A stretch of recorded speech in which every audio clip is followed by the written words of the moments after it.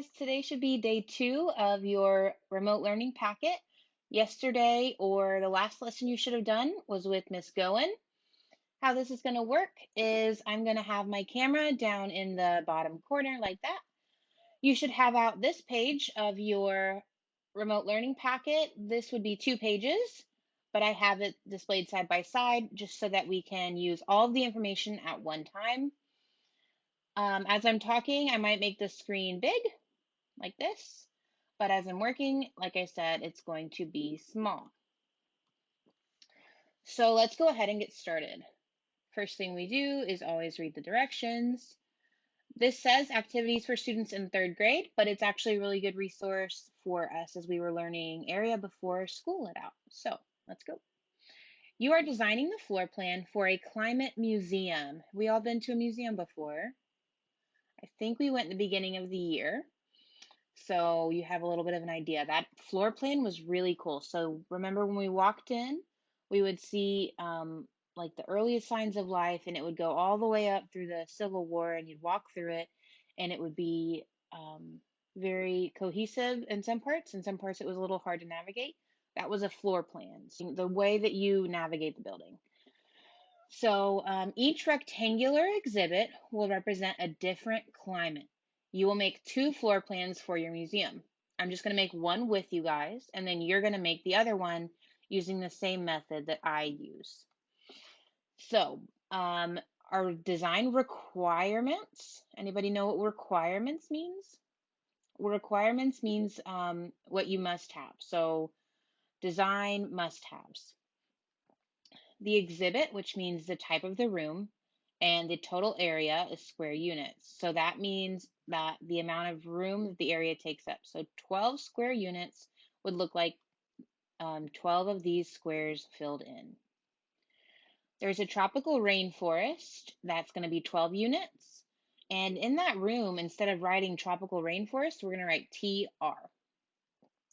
Polar ice cap room is going to be 6 units. Arid desert is going to be 10 units, and tropical or temperate forest is going to be 16 units. The distance between exhibits needs to be at least 1 square unit. So you can't have the tropical rainforest right next to the polar ice cap because there's got to be some walking room in between, and that walking room is going to be about 1 square unit at least. The distance from the outer wall is at least 1 square unit also. So we can't put the tropical rainforest starting right here. There would have to be a distance of 1 square unit around the whole entire thing. Using that information, I'm going to go ahead and draw a border for the 1 square unit that we cannot use. And it's just going to look like this.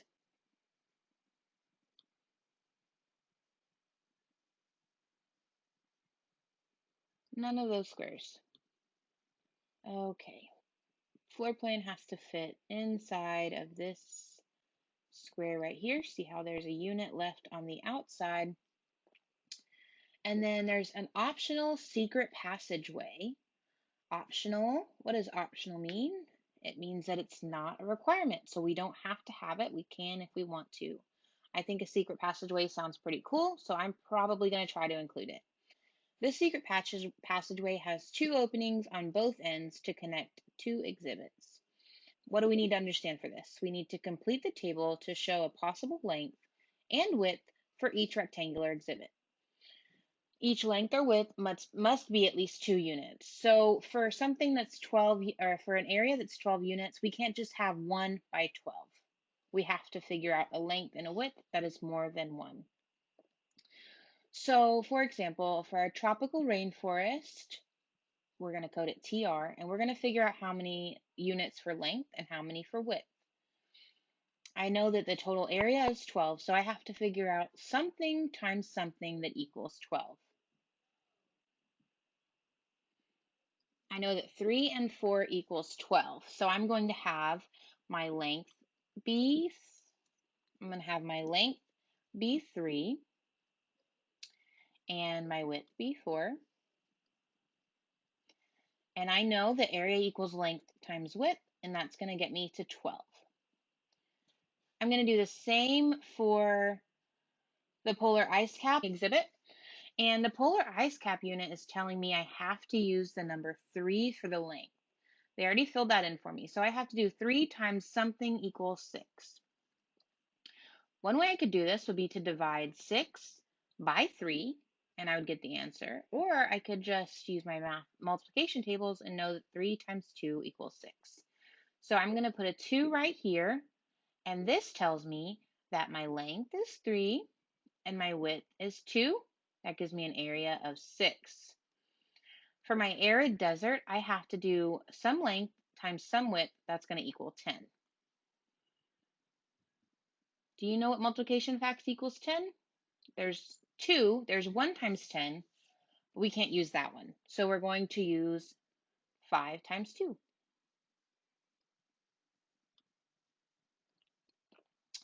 And 5 times 2 equals 10. I know my area is 10, so this is going to be my length and my width.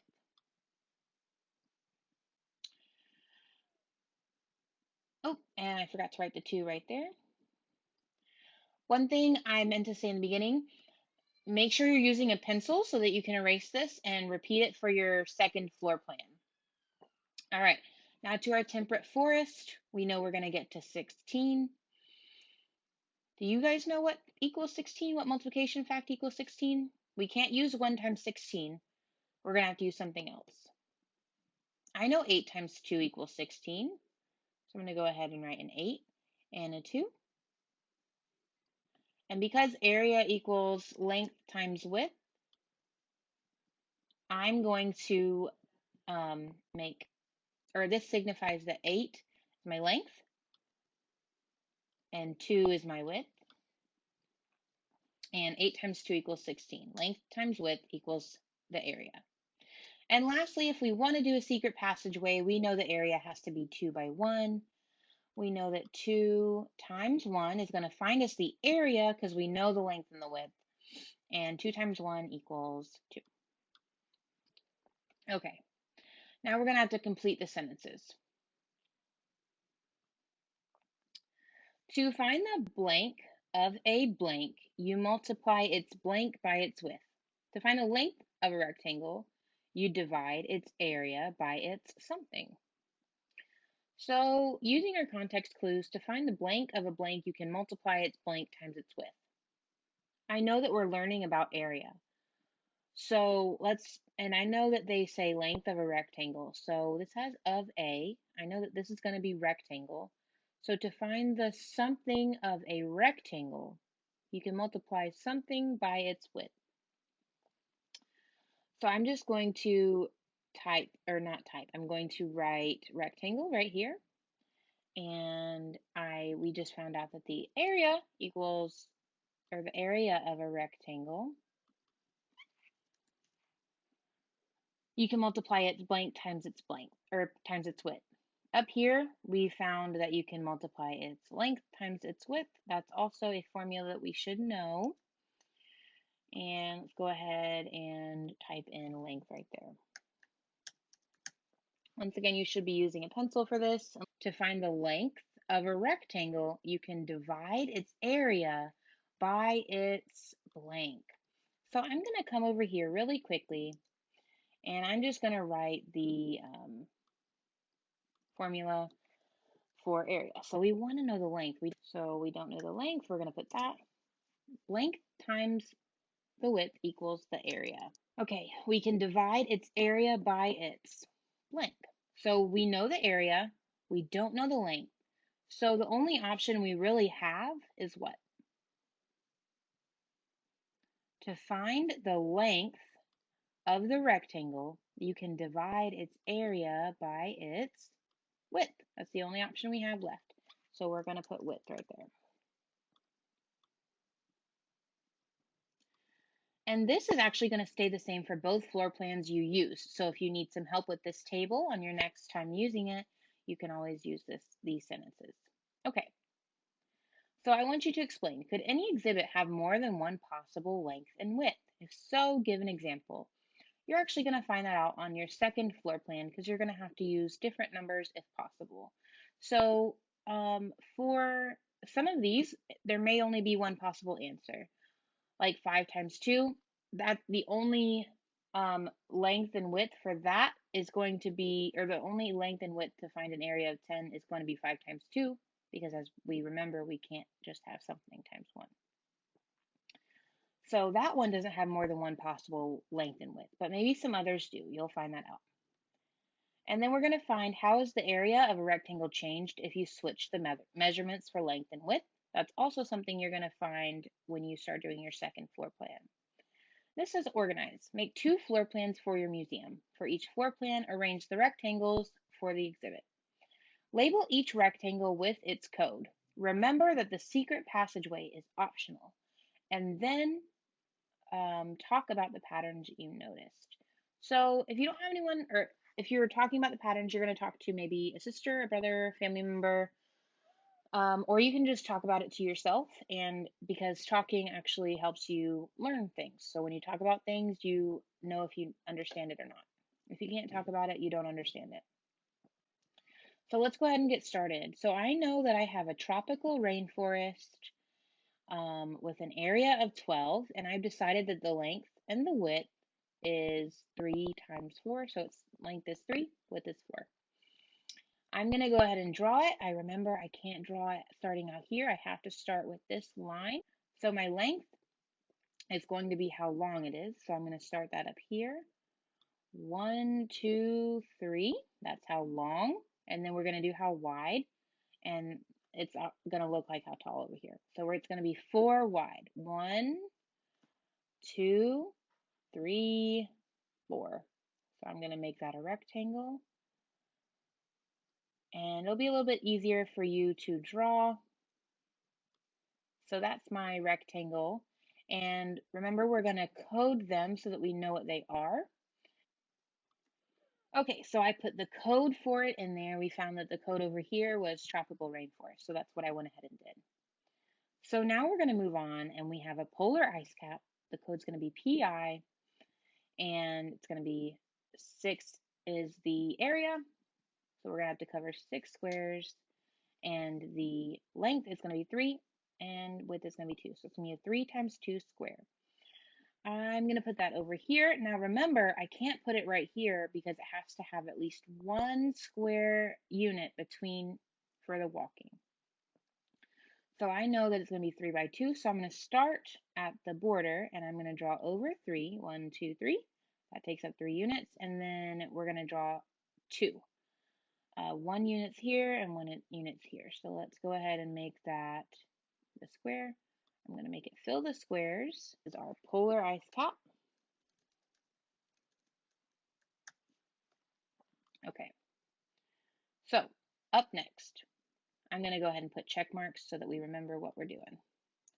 We've done the tropical rainforest. We've done the polar ice cap. So next we have the arid desert. And the arid desert is going to take up 10 squares. We've decided that the length is 5 and the width is 2. Let's go ahead and do that. I could really put this anywhere, but I really like using up the corners first so that we can keep the walkways as open as possible. And it's going to be 2 by 5 or 5 by 2, but I know that I have to have 1 space for walkway. So if I drew 5 right here and 2 right here, that wouldn't give me any walkway room. So I'm going to have to rotate it, and I'm going to have to make it be 2 by 5. So that's going to be like this: 2, 1, 2, and 5. So 1 square, 2 squares, 3 squares, 4 squares, 5 squares. Putting it over there. And we're going to put the abbreviation in it. That is our arid desert. That's our arid desert.